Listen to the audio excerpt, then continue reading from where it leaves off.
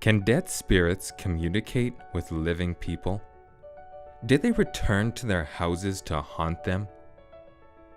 The belief in ghosts is very common, and movies such as Ghostbusters, cartoons such as Casper the Friendly Ghost, and haunted houses at exhibitions and Halloween have perpetuated the idea that the dead can come back to haunt us and speak to us. Mediums and psychics also claim to communicate to our loved ones. The worship of ancestors is common in many cultures, and the New Age movement claims communion with the spirit beings. In biblical times, King Saul consulted with the witch of Endor and supposedly communicated with Samuel, who had been dead for some time. Can the dead really communicate with the living? How do we explain the apparent communications with the dead that is commonplace in many modern religious movements of the past and the present?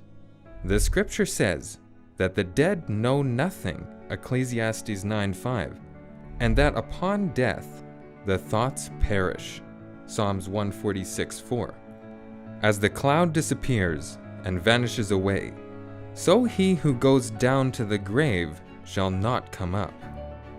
He shall never return to his house, nor shall his place know him any more. Also their love and their hatred and their envy is now perished. Neither have they any more a portion forever in anything that is done under the sun.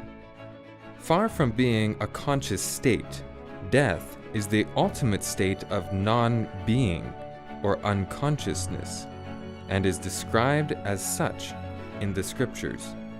For in death there is no remembrance of you. The dead praise not the Lord, neither any that go down into silence. So man lieth down, and raiseth not, till the heavens be no more. They shall not awake, nor be raised out of their sleep. Humans lie in the sleep of death until the resurrection at the end of time. Then, and only then, will we awake and be raised out of what David called the sleep of death. Many religions teach that the human soul is immortal, and only the physical body actually dies. They see death as the transition from one state of consciousness to another. According to this doctrine, the soul is a separate entity that only resides in the body of the living. However, the text of Genesis 2 verse 7 clearly states that God breathed into the formed man the breath of life, and man became a living soul. He did not receive a living soul, he became one. The New King James Bible states, man became a living being.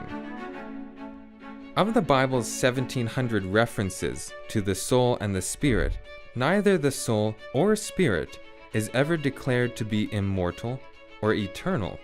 In fact, 1 Timothy tells us that only God is immortal. The doctrine of the immortality of the soul is full of false hopes and negates the message of death.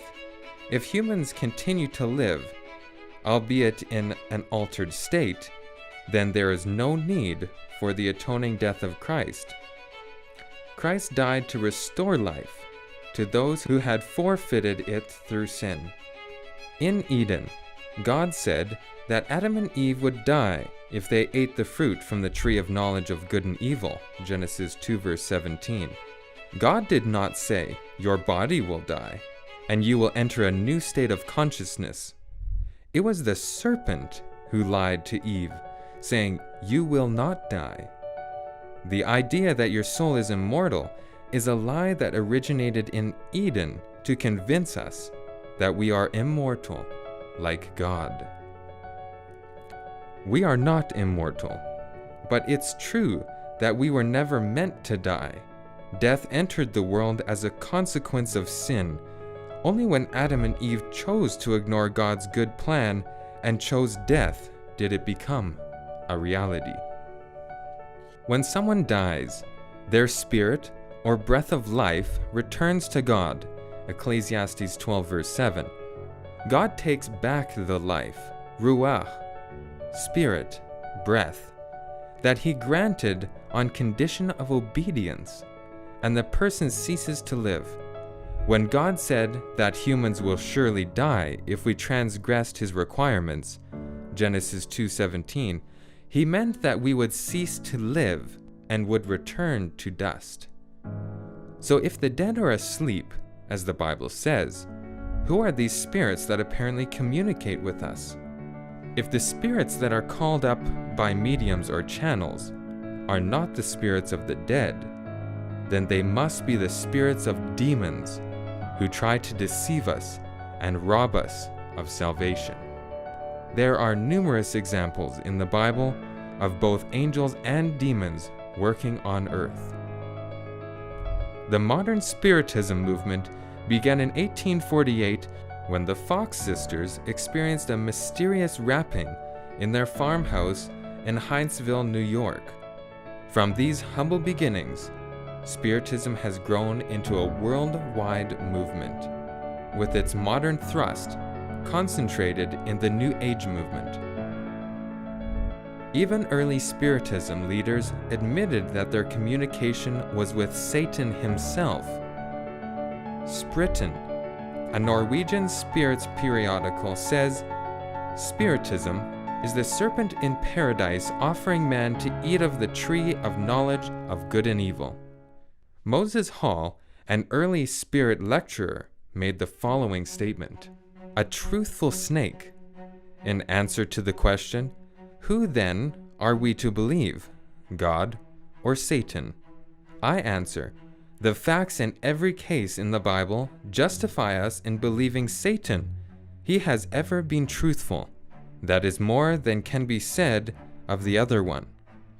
It was not the devil, but God who made the mistake in the Garden of Eden. It was God, and not the devil, who was a murderer from the beginning." These blasphemous statements reveal the true nature of Spiritism. God denounced the consulting of mediums or communication with the dead in several places in the Bible. God has clearly defined the way in which he communicates to us. He communicates through his inspired word, the scriptures, and through his prophets, Revelation 19:10. Nowhere in the Bible does it mention that we are to communicate with our loved ones as a means to obtain information, knowledge, or inspiration.